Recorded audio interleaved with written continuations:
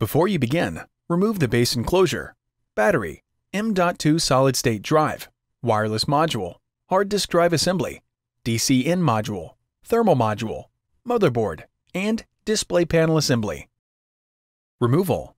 Carefully separate the inside edges of the display bezel from the top, sides, and bottom to disengage it from the display enclosure. Important: the edges of the display bezel are held in place with adhesive.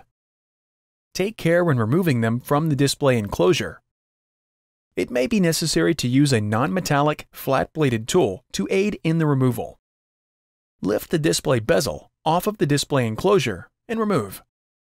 Reverse this procedure to install the display bezel.